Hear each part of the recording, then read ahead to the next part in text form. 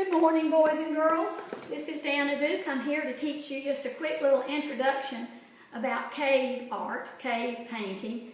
When I was teaching art in the classroom, this particular subject really interested me because I felt like I was taking a trip back in the past. And this website is really, really good to teach us about cave painting. Early humans, which are people, may have used art as a way of helping themselves in their struggle for survival. In other words, a long time ago it was very hard to stay alive. You had to work very hard off of Mother Earth and the land to be able to survive.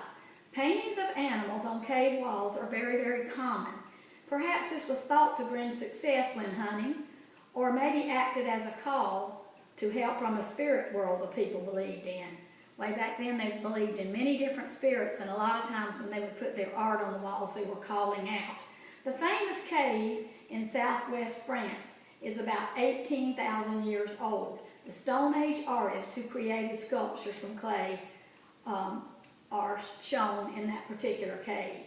There was a 35,000-year-old cave in Germany, and the humans enjoyed making music and art. Now, I'm just going to just tap on some of these, and it says paintings were made deep within the caves, not near the entrances where people lived. In other words, when they wanted to do their art, they would go through the little walls of the cave and they would find themselves a wall, not just out there where everybody could see it. Flickering lamps would have created the illusions that the animals were still alive. Artists used the natural curves and shape of the caves in their paintings, and the large animal scenes were painted high in the cave near the roof.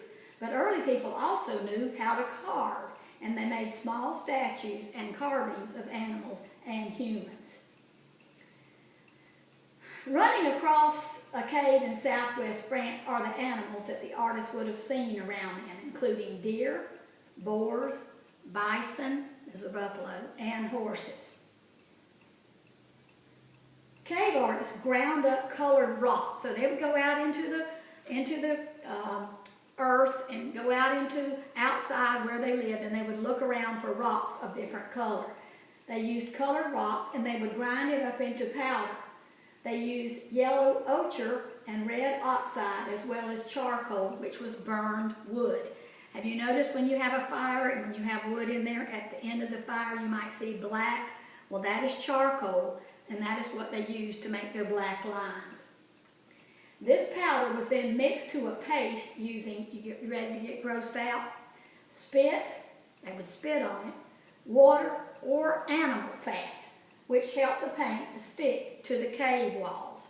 Thank goodness we don't have to spit and make paint these days, but that's how they did it.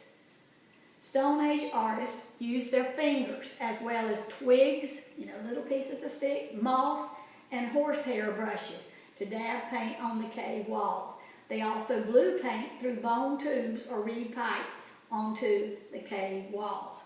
Now, there are over 340 known caves, probably more by now, where you can go and see all the art of the ancient prehistoric Stone Age.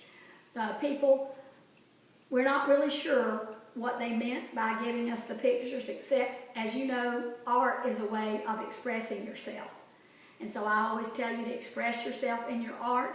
That's what the cave people were doing. They were leaving scenes. You will see all kinds of pictures.